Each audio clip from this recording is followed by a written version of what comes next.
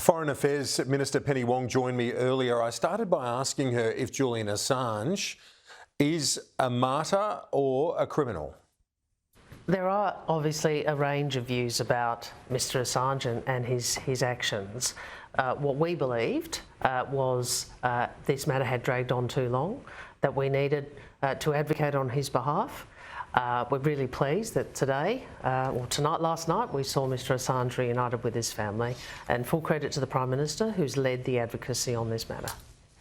Your counterpart, Simon Birmingham, you're the opposite number. He says that Mr Albanese should rule out meeting with Julian Assange. What do you say to that? I say to him maybe he should have a chat to Matt Canavan, who said that Mr Assange should join the Liberal Nationals in the Senate. So look, my point is there will be people who have different views. The Prime Minister did lead the advocacy on this because his view, as is mine and the government's, is this matter had gone on too long. Whatever your views about Mr Assange's activities, we wanted to see him reunited with his family and return to Australia, and we're pleased that that. I know you've done several interviews and people talking to you about press freedom and all that sort of thing, but there are a lot of our viewers who don't think what he did was journalistic, there wasn't editing, curation, and that it wasn't in the national interest. In fact, Stephen Smith said in 2010 it was risky and not in Australia's interest, that behaviour. Yes, and what we have seen since then is a plea bargain in relation to the charges,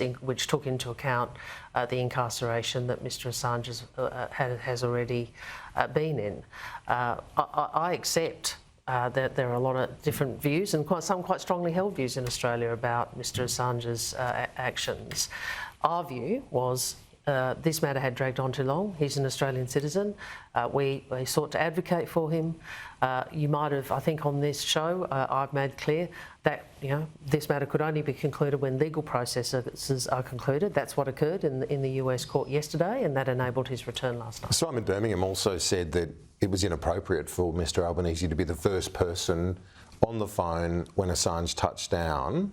That he's not like Chung Lei or Sean Turnell or Kylie Moore-Gilbert, that it's a different case. Well, he should perhaps have a chat to Matt Canavan about Matt Canavan's views then. In his own party, he's got differences of views. Look, this is an Australian citizen who has returned home after a long period of incarceration on a matter that the Prime Minister has taken a personal interest in and raised with the President of the United States. I think it's entirely appropriate to give him a call. I guess that makes sense. The thing is not wanting to be seen to be too close to someone who might end up trotting out pro-Russian messages and so on, given WikiLeaks links to Russia in recent times. We don't advocate only for Australians, with whose views we agree on everything. Like we advocate for Australians who are in situations where their government needs their assistance. Mr Assange had been incarcerated for a long period of time. The Prime Minister made clear it had dragged on too long. He engaged with President Biden. I engaged with my counterparts. And the legal process has concluded, which has enabled his return home to his family, and that is a good thing. Fatima Payman crossed the floor. There's some of your colleagues quite annoyed about this. What will you say to them to calm things down? Because they're pointing actually to the same-sex marriage debate, where you obviously didn't support the position of the then government and opposition, but you were forced to vote in solidarity with the party. Because I believed in the power of the collective. Look, I can understand why colleagues are upset. I can understand, how they feel because there is trust between colleagues as well. What I would say is our expectation is that the Senator abide by decisions of the caucus. On this occasion, the Prime Minister has shown restraint. What I would say to my colleagues is, I can understand why people are very upset about this. Are you worried about the precedent it might set as well? This is what a 150-year-old rule is. Well, obviously we understand the importance of caucus solidarity. It is very rare for a Labor person not to respect that.